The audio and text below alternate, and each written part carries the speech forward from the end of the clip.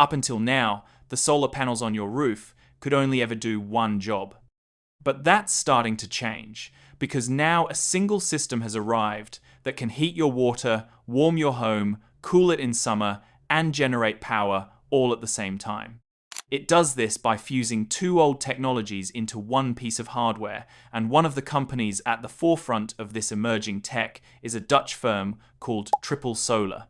This innovative company has already fitted more than 6,000 of these systems to ordinary homes, turning each roof into a self-contained power and heating plant that keeps running through overcast winter days and freezing nights. In the next few minutes, we are going to take one of these panels apart, layer by layer, to understand exactly how it pulls that off, and whether it really is the future of home energy. Right now, home energy is a combination of disjointed systems, which, more often than not, solve one problem while creating another. Take traditional solar, which offers energy independence but isn't exactly efficient. A standard silicon PV panel converts only about 20% of the sunlight hitting it into electricity, meaning the other 80% becomes pure waste heat.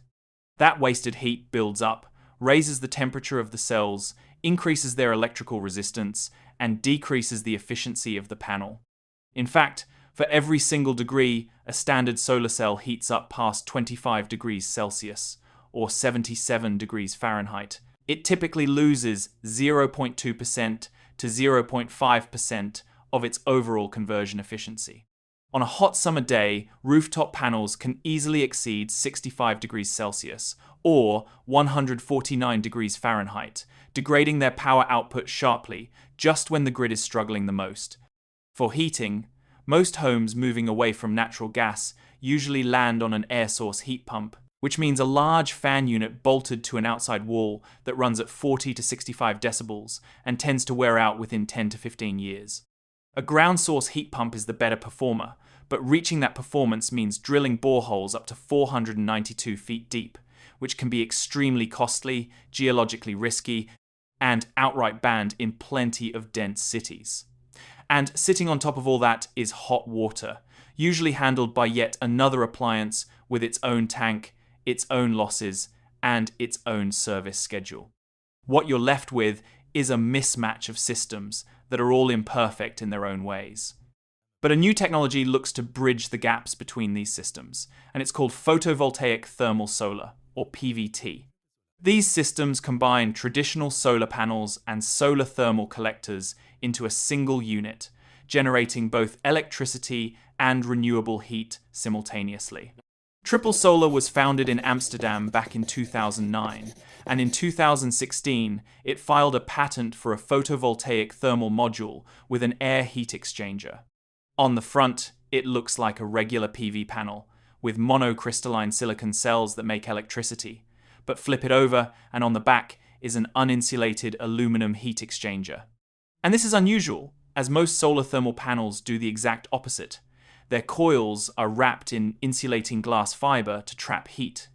But Triple Solar leaves the back open to the elements on purpose. And the reason for this is that this design is not trying to capture heat from the sun alone. It is pulling warmth out of three sources at the same time: direct sunlight, diffused daylight on a grey day, and the ambient outdoor air itself. And that last one is key. Because it harvests heat from the air by convection, the panel keeps working 24 hours a day, through cloud, darkness, all the way down to an outdoor temperature of 14 degrees Fahrenheit. Running through the aluminum exchanger is a sealed loop of water and glycol pressurized to 3 bar, and as that cold fluid passes through, it does two useful things in a single sweep. It pulls warmth out of the air, and it pulls warmth off the back of the solar cells, cooling them as it goes. That cooling is a big bonus, because keeping the cells cooler lifts their yearly electricity output by 5 to 10% over a standard, uncooled panel. From there, the warmed fluid flows indoors to a brine-to-water heat pump running on propane, a natural refrigerant with very low warming impact, and the pump takes that gentle, low-grade heat and concentrates it through a vapor compression cycle into space heating and hot water clean enough to earn a AAA energy label. Run the numbers across the whole system, and triple solar puts its total solar energy use above 70% against the rough 20% you get from electricity alone, and paired with a correctly sized heat pump, it reaches a seasonal performance factor of up to 5.6 for heating and 3.8 for hot water. Or, in plain terms, for every unit of electricity the system draws, it hands back 3 to 5 units of heat. This same hardware even covers the one season solar usually ignores, because in summer, the loop can run the other way, drawing heat out of the house and shedding it through the panels to give the home a layer of low energy cooling without the need for a separate air conditioning unit. All of that capability comes at a price, and on day one, it is a steep one. A triple solar setup currently runs somewhere between 14,000 and 22,000 euros, where standard panels paired with an air source heat pump come in lower at 10,000 to 18,000 euros. But the case for this higher price only becomes clear when you stop looking at the install date and start looking at the next 30 years. That outdoor heat pump unit, exposed to wind, rain, and thermal stress, usually needs replacing within 10 to 12 years, whereas the triple solar collector has no outdoor fan, no outdoor compressor, nothing spinning out in the weather at all, which is why it is rated for 25 to 30 years. That longevity carries straight through to upkeep, since servicing an air source unit adds up to between 3,000 and 6,000 euros over 2 decades, while the integrated panel, with no complex moving parts up on the roof, costs more like 500 to 1,000 euros across its life. Add it all up, and the levelized cost of heat lands at around 6 to 8 cents per kilowatt hour, and once you weigh that against a typical European grid rate of 18 to 30 cents and add regional subsidies like Germany's BEG or the Dutch ISD, the payback period for PVT solar has come in as low as 3 to 5 years. There is one more advantage that never shows up on a quote, and it happens to be the one driving adoption hardest right now. Because there is no need for an external fan unit, it makes zero noise outside, and in Europe, that has gone from a nice to have to a legal necessity. Across the continent, the rules are quietly turning against the outdoor fan unit, especially the older and cheaper models. In the Netherlands, since April 2021, a newly installed outdoor heat pump cannot exceed 40 decibels at the neighbour's boundary at night. In the United Kingdom, the limit for permitted development is 42 decibels at that same boundary. And in Germany's purely residential zones, the nighttime ceiling is just 35 decibels. Set against the 40 to 60 decibels a typical air source unit produces, plus the extra it throws off during a winter cold start or a defrost cycle, those limits are close to impossible to meet on a terrace street or in an apartment building without resorting to expensive soundproof enclosures, awkward siding, or an outright brawl with your neighbours. The building codes are tightening from the other direction at the same time, with new build standards like the Dutch BENG framework effectively banning gas boilers in new homes, and Germany's Building Energy Act now requiring every newly installed heating system to pull at least 65% of its energy from renewable sources. Caught between the noise laws and the gas bans, a silent, drilling-free, roof-mounted system stops being a luxury and becomes one of the few options that still fits the rulebook. So the development of solar PVT is an exciting one, but there are some real obstacles this tech needs to overcome before it's likely to become a common sight on our rooftops. Historically, combining solar power and thermal collectors into a single panel was an absolute minefield for hardware designers. Early iterations from various startups suffered from catastrophic internal delamination caused by thermal expansion mismatch. A solar panel is made of glass, delicate silicon, and protective backsheets, and each of these individual materials expands and contracts at completely different rates when exposed to heat.